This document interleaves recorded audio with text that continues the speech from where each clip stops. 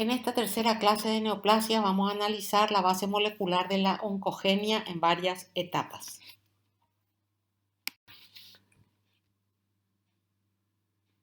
Para que un tumor adquiera varias características del cáncer, es lógico que esas adquisiciones se hagan en forma escalonada, no todas juntas.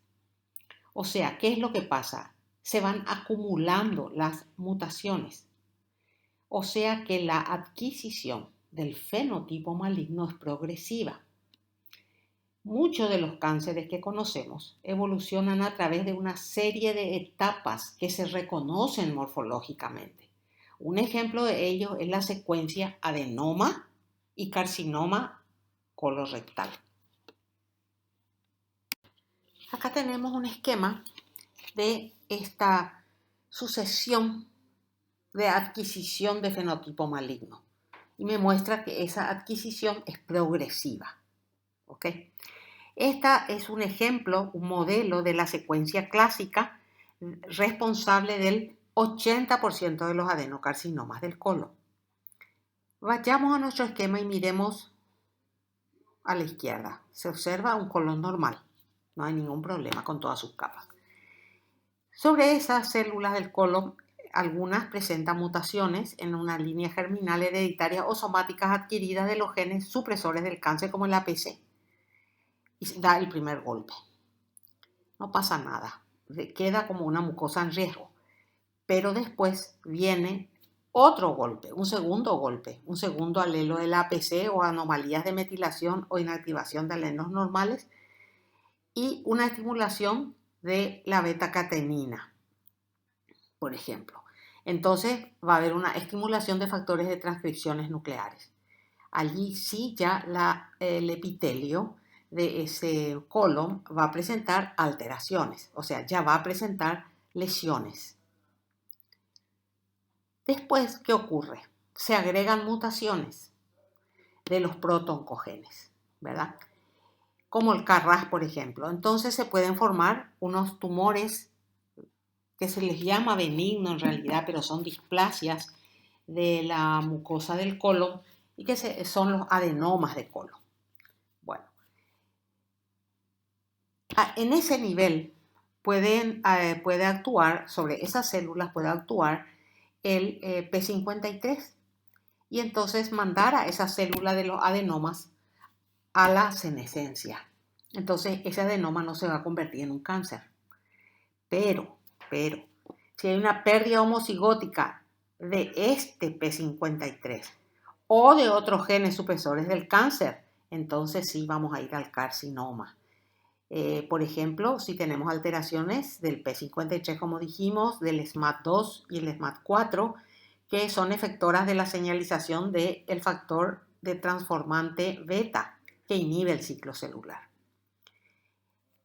A partir de ahí van a haber mutaciones adicionales de muchos tipos y uno de ellos es la telomerasa y ahí vamos a tener el desarrollo de un cáncer infiltrante. Se dan cuenta, existen alteraciones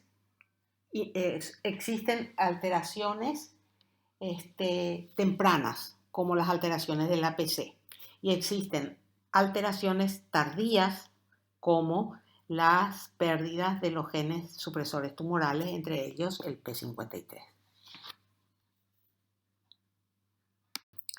Vamos a ver ahora los agentes carcinógenos y sus interacciones celulares.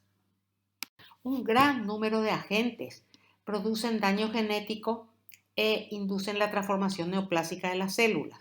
Entre ellos tenemos los carcinógenos químicos, la energía radiante, los virus oncogénicos, algunos microbios. Fíjense ustedes, en la etiología del cáncer los factores hereditarios conforman solo el 15%, en cambio la mayoría de los agentes carcinógenos son ambientales, el 85%, como nos está mostrando nuestro esquema inferior. Vamos a empezar hablando de la carcinogénesis química. La carcinogénesis química es un proceso de múltiples etapas. La carcinogénesis química empieza con la etapa llamada iniciación, que es el resultado de la exposición celular, de una célula, ¿verdad?, a dosis suficientes de agente carcinógeno. ¿Qué se produce en esa célula en la iniciación? Un daño irreversible del DNA. Ahora, por sí sola esta célula no va a ser suficiente para la formación del tumor.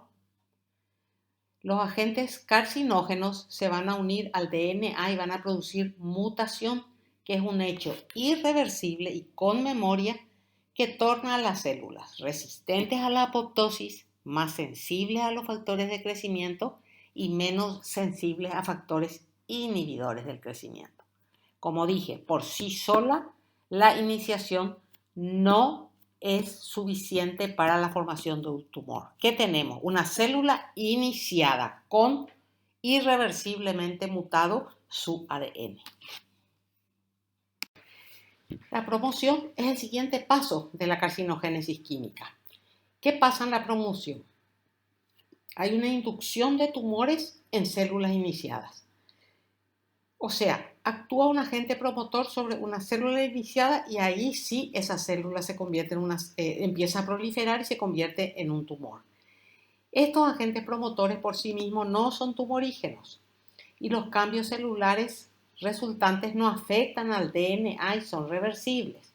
Los agentes promotores, ¿qué es lo que van a hacer? Van a potenciar la proliferación de las células iniciadas. Para que puedan entender bien lo del iniciador y lo del promotor, acá tenemos un esquema. Se hicieron unos experimentos, ¿verdad?, en la piel de los ratones y le aplicaron un iniciador que era un hidrocarburo policíclico y luego un promotor, el aceite de ricino. Entonces ellos se dieron cuenta de lo siguiente, fíjense, el grupo 1. En el grupo 1 de ratones aplicaron solamente el iniciador, no hubo tumores. En el grupo 2 aplicaron el iniciador, el hidrocarburo policíclico, y después aplicaron en dosis respectivas el promotor. ¿Y qué hubo? Tumores.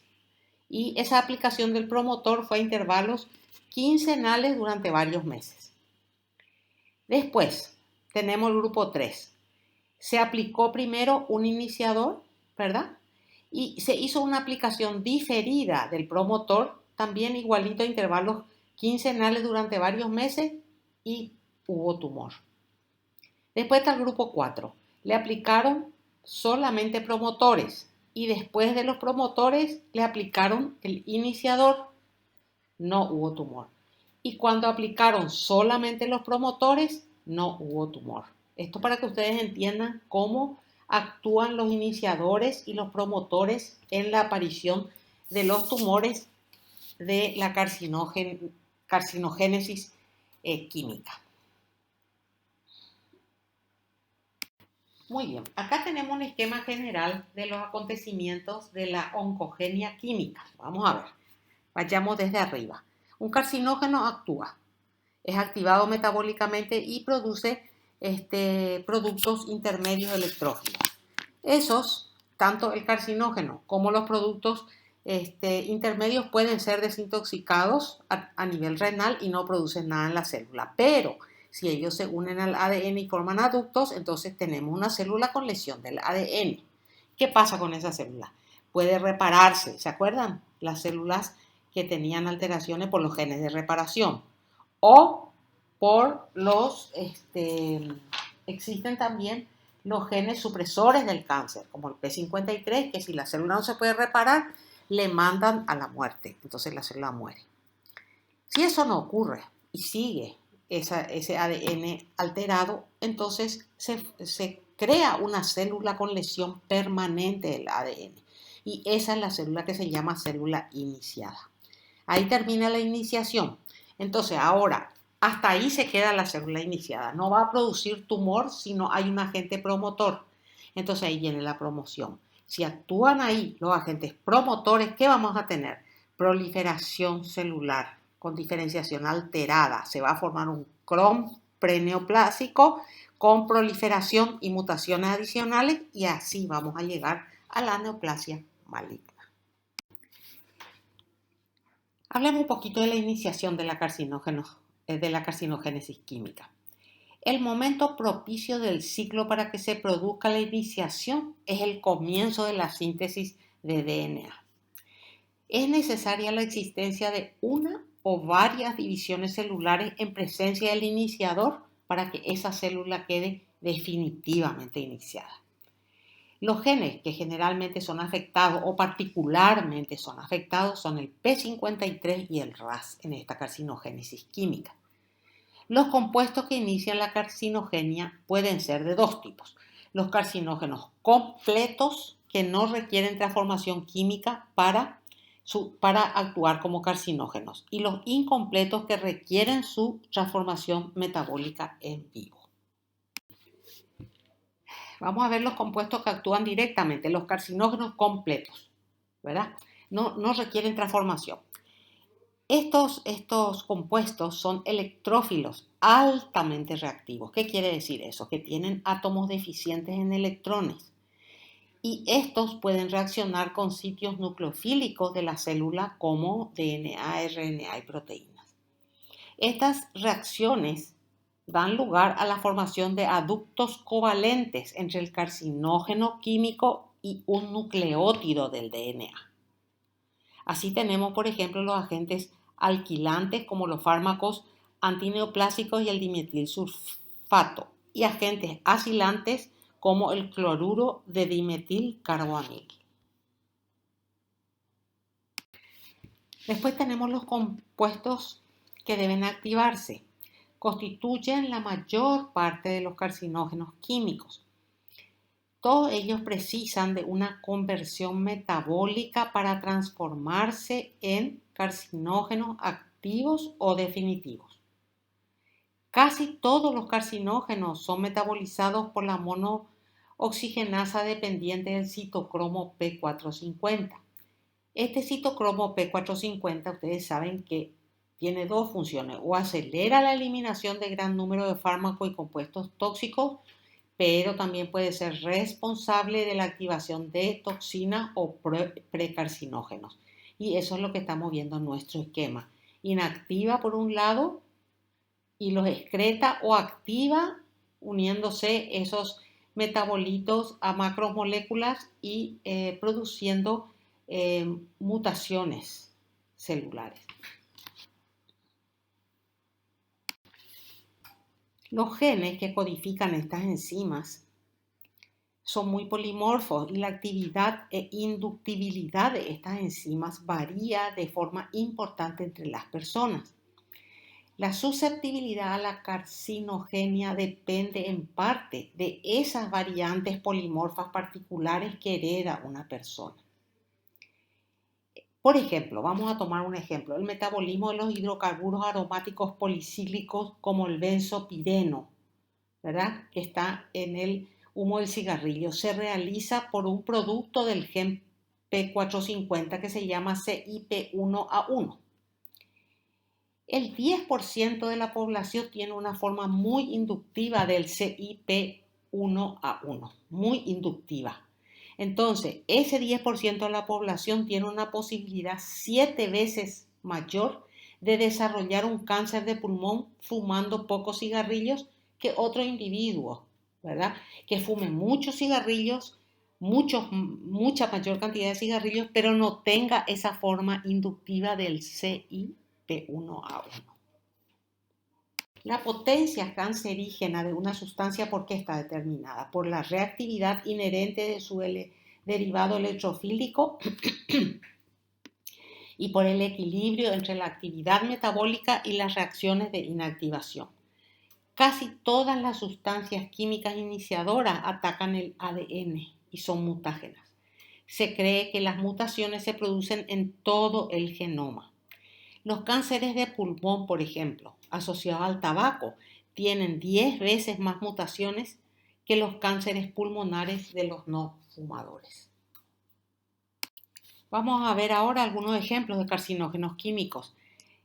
Por ejemplo, los hidrocarburos aromáticos policíclicos como el benzopireno, un componente carcinógeno uno de los más potentes que tiene el cigarrillo. ¿Se acuerdan que era metabolizado por el CYP1A1 y que cuando este es muy inductivo conlleva un mayor riesgo de cáncer de pulmón entre los que fuman?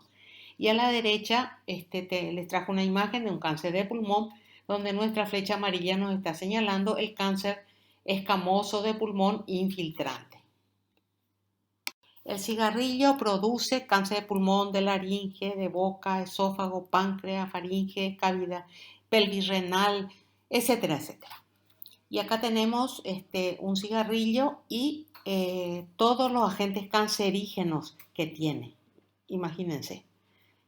Cianuro de hidrógeno, que era un veneno usado en las cámaras de gases, toluidina, amoníaco, tolueno, arsénico, DDT, polonio, uretano, cloruro de vinilo, etcétera, etcétera, etcétera.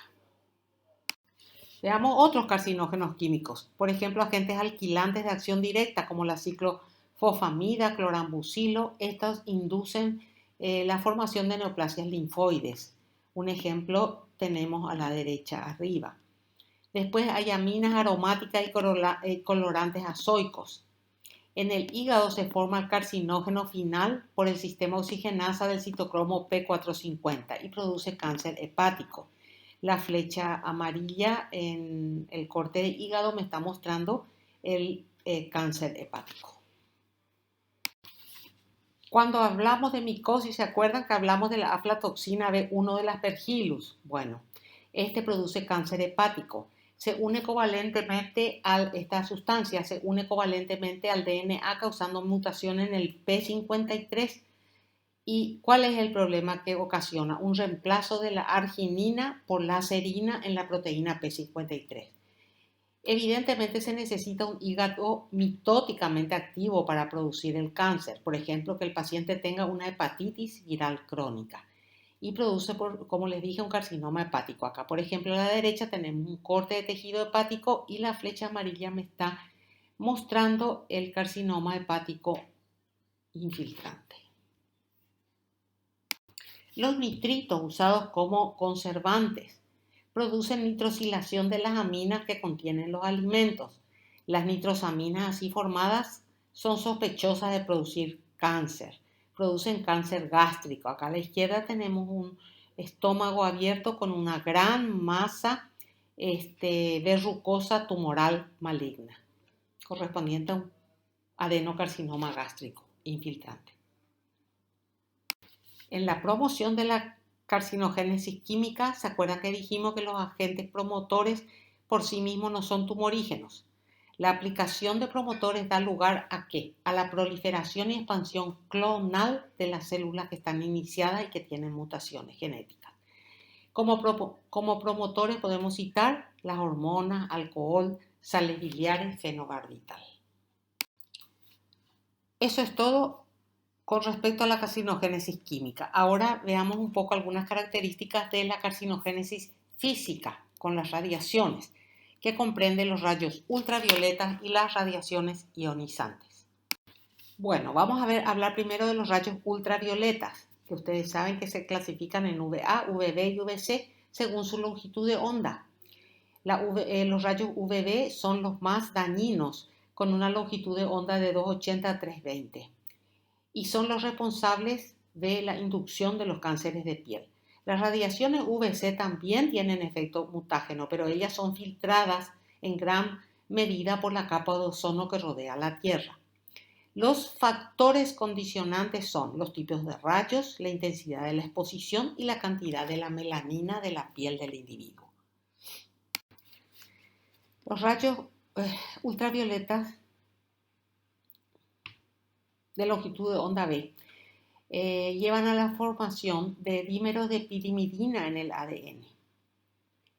Y si el ADN absorbe la energía de un fotón de luz ultravioleta, el resultado de eso, ¿qué va a ser? El entrecruzamiento covalente de bases de pirimidina, la distorsión de la hélice del ADN y no emparejamiento correcto del dímero con las bases de la hebra opuesta del ADN. Entonces, la lesión del ADN queda inserta. Pero también existe un mecanismo de defensa que es vía de escisión nucleotídica. Se hace síntesis de nuevas bases y se parchea. Entonces se eliminan las bases lesionadas y los nucleótidos adyacentes y se repara el ADN. Cuando esta capacidad de reparación del ADN es sobrepasada, es que tenemos los errores de transcripción y vamos al cáncer. Entran en escena mecanismos reparadores del ADN sin plantilla, propensos a errores que proporcionan la supervivencia de las células a costa de mutaciones genómicas, que en otras ocasiones puede producir cáncer. Los rayos ultravioleta también producen mutaciones en los genes RAS y P53. Acá tenemos, por ejemplo, el carcinoma en la piel que producen los rayos. El carcinoma escamoso, como estamos viendo en nuestra imagen de la derecha arriba, en el labio, ahí tenemos una tumoración infiltrante. Ese es un carcinoma escamoso. En la macroscopía de abajo vemos una piel y un tumor exofítico de color marrón oscuro. Ese es un melanoma cuya histología está a la izquierda. Fíjense las células neoplásicas muy atípicas y pigmento melánico de color marrón. Además del carcinoma escamoso, también en la piel, por efecto de los rayos UVE, se desarrolla el carcinoma vasocelular. Hay una enfermedad genética que se llama xeroderma pigmentoso y estos pacientes tienen la incapacidad de reparar el daño del DNA. Imagínense, con el sol tienen 2000 veces más riesgo de desarrollar un cáncer cutáneo si se expone la piel al sol. Ahora veamos las radiaciones ionizantes, que son los rayos X, los rayos gamma, las radiaciones en forma de partículas alfa y beta, protones y neutrones. ¿Qué producen estos rayos? Producen mutaciones, aberraciones cromosómicas e inestabilidad genética inducida. Hay un periodo de latencia entre el momento que la persona recibe la radiación y la aparición del cáncer. Por ejemplo, en la leucemia, un periodo de latencia corta de 5 a 7 años después de las bombas de Hiroshima y Nagasaki. O sea, 7 años después de la explosión de las bombas, los pacientes tuvieron leucemia. Este esquema me muestra que con respecto a la radiación ionizante siempre hay un periodo de latencia. La radiación, un periodo de latencia y la aparición de la tumoración maligna. ¿Qué producen estas radiaciones ionizantes? Producen cáncer de pulmón, cáncer de mama, cáncer de tiroides y leucemias mieloides, entre otros. Tenemos también a los carcinógenos físicos inertes, como el amianto. El amianto es un iniciador y un promotor del cáncer de pulmón y produce lesiones como mesotelioma, que son cánceres de la pleura, y carcinomas bronquiales escamosos. Su efecto oncógeno está mediado por radicales libres activos producidos por las fibras de amianto en toda la zona periférica del pulmón cerca de la pleura. Y además hay absorción sobre las fibras de amianto de carcinógenos como el humo del tabaco. Luego tenemos la carcinogénesis microbiana, que puede ser producida por virus, DNA, RNA y también por el Helicobacter pylori. Es el último grupo de carcinógenos que vamos a tocar hoy. Los carcinógenos virales comprenden virus RNA oncogénicos, como por ejemplo el virus tipo 1 de la leucemia de células T, y virus DNA oncogénicos, entre los cuales tenemos el virus del papiloma humano HPV, el virus del Epstein-Barr, virus de la hepatitis B y C y el virus herpes del sarcoma de Kaposi. Bueno, vamos a ver primero el virus tipo 1 de la leucemia de células T. Produce leucemia y linfoma de linfocitos T en el adulto. Tiene un tropismo por los linfocitos TCD4. La leucemia aparece solo en un 3 a 5% de los individuos infectados después de una latencia de 40 a 60 años. La integración del virus en los cromosomas del anfitrión es totalmente aleatorio, o sea, se sitúa en diferentes ubicaciones en los distintos tipos de cánceres. La actividad transformadora del virus, ¿a qué se le atribuye? A una proteína que se llama TAX, producto del gen del mismo nombre que es esencial para la replicación del virus. La TAX contribuye a la adquisición del rasgo del cáncer. ¿En qué forma? Aumentando la señalización favorecedora de crecimiento y la supervivencia celular y induciendo la inestabilidad genómica. Me preguntarán ustedes, ¿cómo se llega a la leucemia linfoma? Bueno, el señor gen TAX activa genes de citosina y sus receptores. Fíjense nuestra imagen de la derecha. El linfocito T está siendo invadido por este virus. Bueno, entonces, una vez que es invadido por este virus, entonces activa genes de citosina y sus receptores. Ahí tenemos los receptores y la citosina, en verde y en celeste, como unos esferitas, la citosina, esferas de color celeste. Entonces se establece un sistema autócrino de estimulación que lleva a la proliferación de los linfocitos T. Y al mismo tiempo hay una estimulación vía parácrina hacia los macrófagos. Fíjense, a la derecha abajo, entonces estimula a los macrófagos que empiezan a producir factores mitógenos para los linfocitos T. Además, entonces, ¿esto qué pasa? Hay una proliferación policlonal de linfocitos T, nuevas mutaciones y después la proliferación se vuelve monoclonal y tenemos el linfoma o la leucemia. También hay inactivación de los genes supresores P53 por el TAX. Veamos otro virus, DNA, el virus del papiloma, el famoso HPV. Es un virus pequeño que no tiene cubierta y se clasifica según tenga bajo riesgo o alto riesgo de llevar a la célula al cáncer. El alto riesgo hay muchísimos. Acá yo les puse solamente algunos, 16, 18, 31, 33, hay 35, hay muchísimos. El DNA viral se integra al genoma de la célula huésped y el de bajo riesgo son los grupos 6 y 11. El DNA del HPV se mantiene en forma episómica, no se integra al DNA del huésped. Acá tenemos a nuestro amigo el HPV, con su organización genómica y sus funciones. Tiene una doble, en nuestro esquema vemos que tiene una doble cadena de DNA genómico en el medio y está rodeado por proteínas, un grupo de proteínas de la E1 a la E7 y otro grupo que comprende la E1, L1 y L2. Cada uno tiene una función diferente. Por ejemplo, fíjense, la L1 tiene una acción helicasa muy importante para la replicación viral y el control de la transcripción.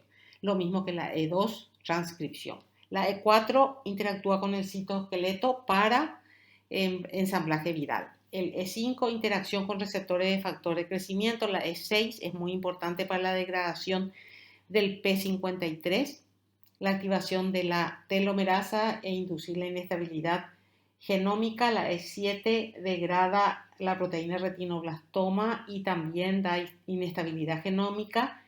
Y la L1 y la L2 son proteínas de la cápside viral, siendo la L2 la que recluta genoma viral para organizarlo en la cápside.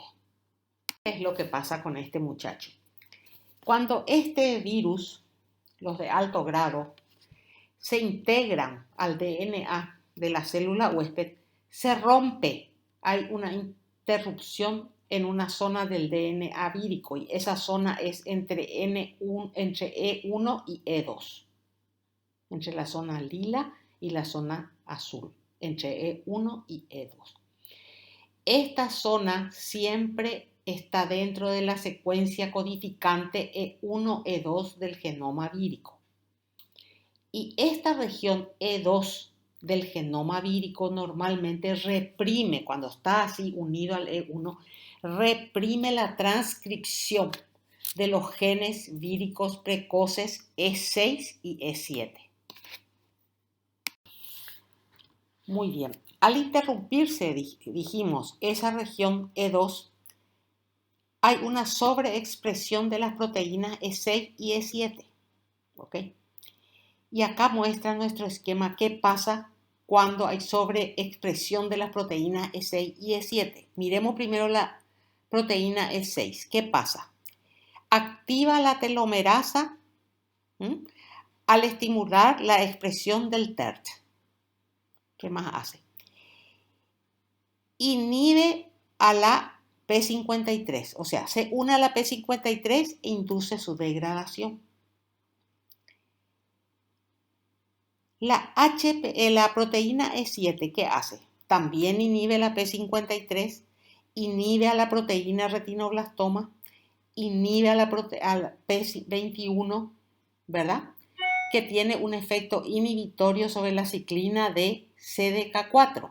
Al no estar inhibida la ciclina de CDK4, va a activar la progresión de la célula a través del ciclo celular y entonces va a haber multiplicación celular. Habíamos hablado que también había HPV de bajo grado y ellos también tienen proteína E6 y E7, pero las proteínas E6 y E7 de los HPV de bajo grado tienen afinidades mucho menores con el P53 y la proteína retinoblastoma. En general, se cree que probablemente el HPV sea un iniciador en la cadena tumoral. Un iniciador. Se necesitan mutaciones somáticas adicionales para la transformación neoplásica, como por ejemplo la mutación del gen RAS.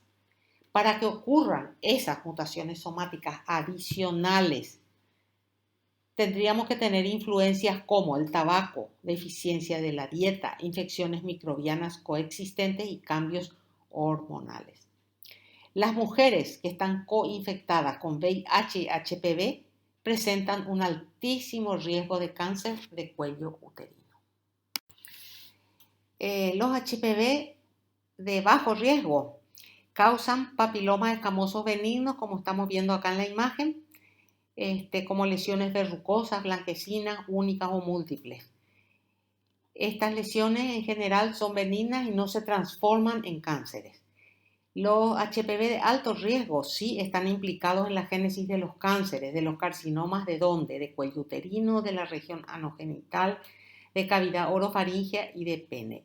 Fíjense, en la imagen de abajo encontramos señalada con la flecha verde una formación vegetante tumoral de pene.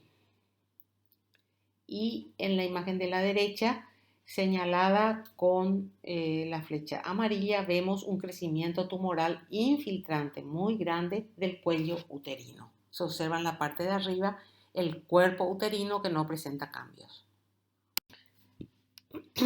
El virus del Epstein-Barr es otro virus cancerígeno.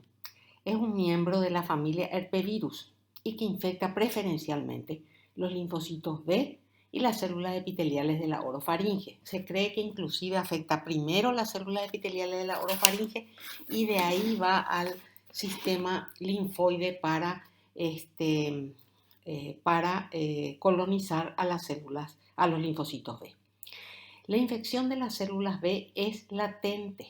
No hay replicación del virus. Los linfocitos no mueren porque están inmortalizados.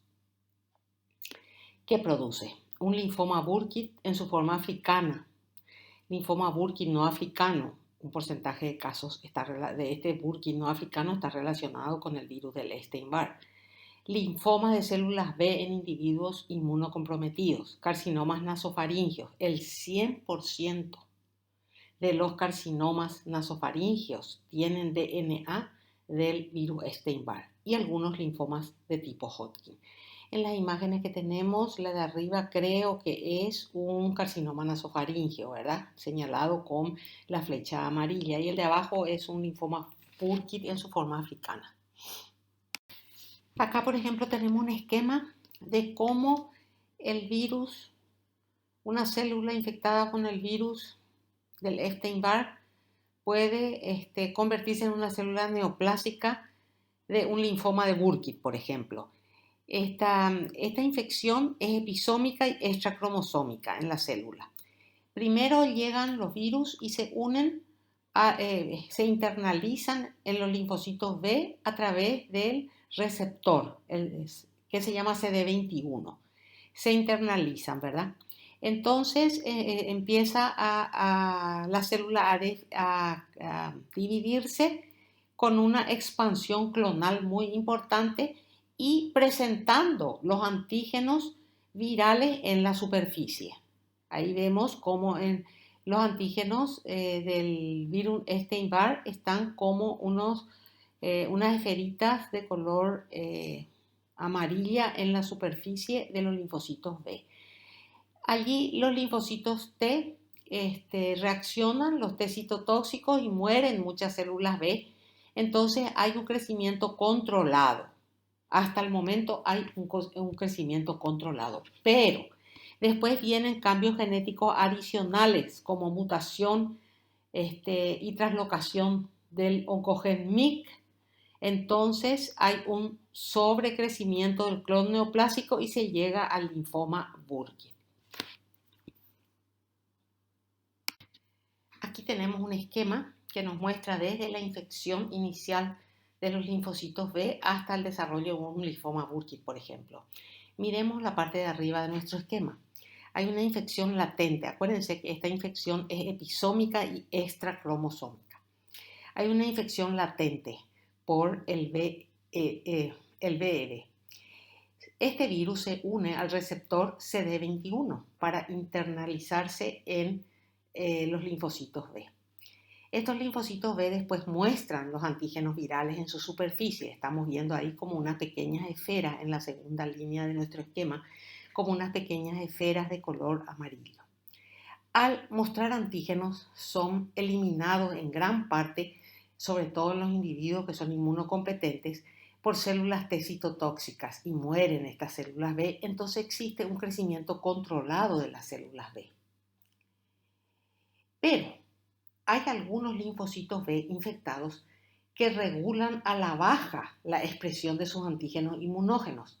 Y estas células que se quedan ahí calladitas y escondiditas persisten en forma indefinida, incluso si la inmunidad del individuo es normal. Sobre estas células que persisten en forma indefinida van a aparecer, deben aparecer otras mutaciones para llegar a desarrollar un cáncer, como por ejemplo la mutación o translocación del MYC. Acuérdense ustedes que el MYC es un regulador maestro de la transcripción para el crecimiento y la división celular.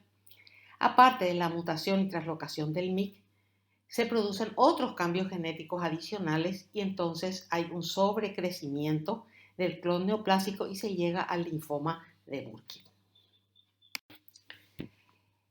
Este virus tiene muchos antígenos, procedentes de sus genes virales. Vamos a ver algunos de ellos y cómo actúan. Por ejemplo, el antígeno nuclear del virus Epstein-Barr EDNA1. ¿Qué hace este antígeno? Une el genoma del virus a los cromosomas de la célula anfitrión durante la mitosis.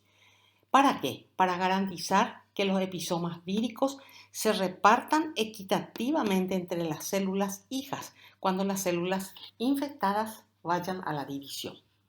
Después tenemos la proteína latente de membrana 1 viral, la LMP1, la cual, simulando a la CD40, activa vías de señalización NFKB y JAK-STAT, favoreciendo la supervivencia y la proliferación de las células B. Además, ¿qué hace la LMP1? Evita la apoptosis. ¿Por qué? Porque estimula a la BCL2. Otro producto del gen viral es el EDNA2, que es codificado por el virus y activa la ciclina D, favoreciendo la transición de las células B en reposo de G0 a G1. Después tiene un homólogo de la interleucina 10, otro complejo antigénico que inhibe los macrófagos y las células dendríticas y suprime las respuestas antivíricas de los linfocitos T.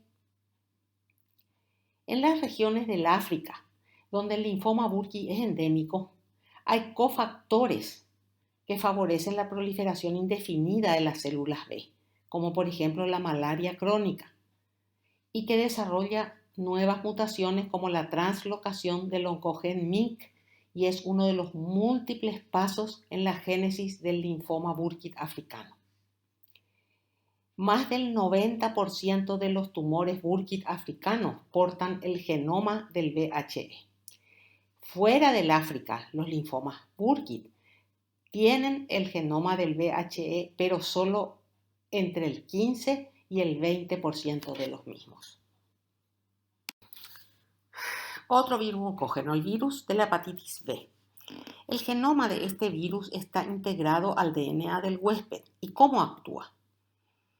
El virus de la hepatitis B causa lesión tóxica de la célula hepática y una hiperplasia regenerativa con una expansión de la dotación de células en ciclo con riesgos mayores de cambios genéticos.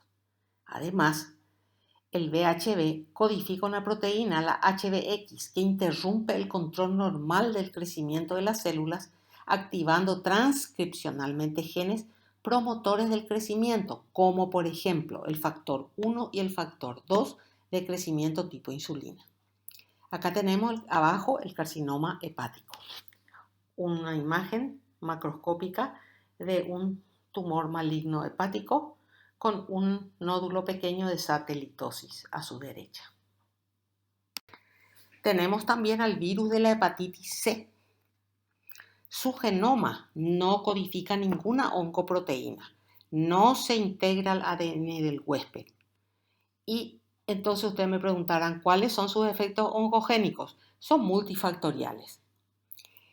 Así como el VHB, el efecto dominante es la inflamación crónica con la muerte de los hepatocitos y la importante regeneración posterior. Cuanto más se divide una célula, más posibilidades hay de una alteración del genoma de dicha célula. En la inflamación crónica de una célula hepática, ¿qué pasa? Las citocinas inflamatorias favorecen la supervivencia celular, el remodelado de los tejidos y la angiogénesis. Las especies reactivas de oxígeno son genotóxicas y mutágenas. Además, hay activación de la vía NF-κB con bloqueo de la apoptosis, permitiendo que los hepatocitos en división presenten estrés genotóxico. También producen, así como el virus de la hepatitis B, carcinoma hepático. Pasemos ahora al Helicobacter pylori. Es una bacteria no invasiva que produce gastritis crónica. Todo lo relacionado al Helicobacter pylori vamos a estudiarlo in extenso cuando demos patología del tubo digestivo. Hay una relación entre la infección gástrica que produce esta bacteria y la producción de carcinomas y de linfomas gástricos. La infección crónica del estómago se asocia con el adenocarcinoma gástrico en una secuencia que implica, primero, la gastritis crónica. Esa gastritis crónica lleva a la atrofia mucosa multifocal. Después hay una metaplasia intestinal de la mucosa intestinal. Después esa mucosa intestinal sufre una displasia y luego va al carcinoma. Este germen posee genes directamente implicados en la oncogenia. En la imagen de la derecha vemos una coloración de Giemsa donde se ve una glándula gástrica y con la flecha amarilla se están señalando los helicobacteres. ¿Cuáles son estos genes directamente implicados en la oncogenia? Las cepas asociadas al adenocarcinoma gástrico contienen una isla de patogenicidad con el gen asociado a la citosina que se llama CAGA. Este gen CAGA codifica una de las proteínas de virulencia mayoritaria, la proteína CAGA, que penetra en las células del epitelio gástrico iniciando cascadas de señalización que remedan una estimulación desregulada de los factores de crecimiento. Además, activa el receptor de crecimiento epidérmico. Acá tenemos la macroscopía de un estómago abierto donde se observa una masa vegetante exofítica lobulada que es un adenocarcinoma gástrico. En otros casos, la infección persistente por el Helicobacter pylori estimula a los linfocitos T. Los linfocitos T estimulan a los linfocitos B de la zona marginal de los folículos linfoides de la mucosa gástrica. Y esta proliferación policlonal de células B puede sufrir mutaciones y desarrollar un linfoma gástrico B. Las flechas me están indicando múltiples tumores correspondientes a un linfoma gástrico B. Y para terminar nuestra clase, saquemos algunas conclusiones de todo lo dicho. Existen diversos agentes ambientales implicados en la carcinogénesis humana.